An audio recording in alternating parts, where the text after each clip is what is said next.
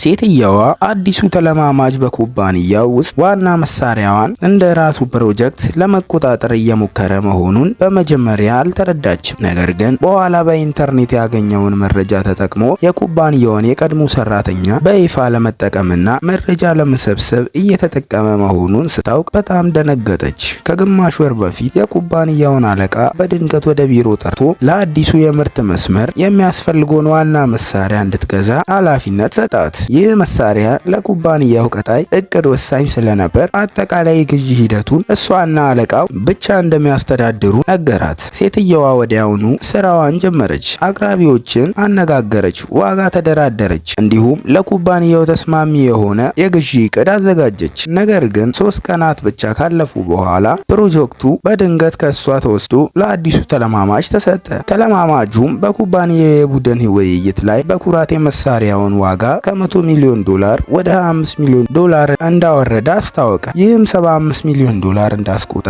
ተናገረ። ከዚያም ሴትየዋን ከአቅራቢዎች ገንዘብ ትቀበላለች በማለት ያልተረጋገጠ ክስ አቀረበላት። ሴትየዋ ራሷን ለመከላከል አልቸኮለችም። ፕሮጀክቱ ከእሷ ተወስዶ ለሌላ ሰው እንደተሰጠ ብቻ ገለጸች። ከዚያ በኋላ የሚደረገው ስራ ከእሷ ጋር ግንኙነት እንደሌለውም አስረዳች። ብዙም ሳይቆይ ተለማማጁ በድጋሚ በቡድን ውይይት ላይ የመጨረሻው ውል በ2 ሚሊዮን ዶላር መዘጋቱን አስታወቀ። እንዲያውም ሆን ብሎ መሰረቱን ስለጣለች በማለት ሴትየዋን አመሰገናት። በእውነቱ ግን ይህ ምስጋና ሳይሆን የተዘዋዋሪ መሳለቂያ ነበረ። ይህን ከሰማ በኋላ አለቃው ወዲያውኑ ሴትየዋን ጠርቶ ማብራሪያ እንድትሰጥ ጠየቃት። ለእሷ ግን ይህ እጅግ የሚያሳዝን ዜና ነበረ።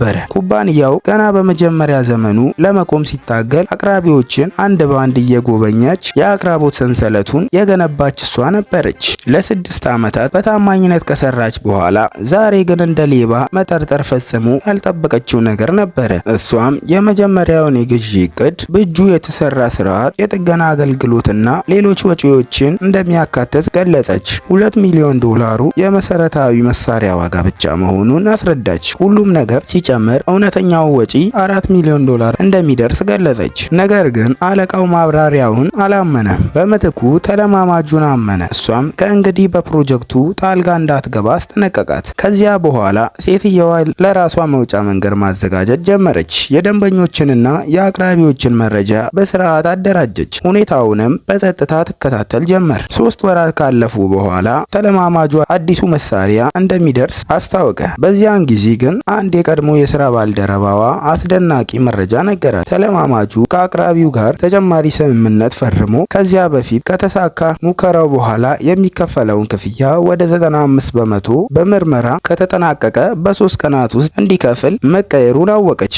ይህንን ስምምነት የግዢ ክፍሉን በማለፍ በቀጥታ አለቃውን አስፈርሞት ነበረ። በመጨረሻ መሳሪያዎቹ በተቀጠረው ጊዜ ደረሱ። ተለማማጁም አለቃውን ለምርመራ መጣ። በዙሪያው ያሉት ሁሉ ምስጋና አቀረቡለት።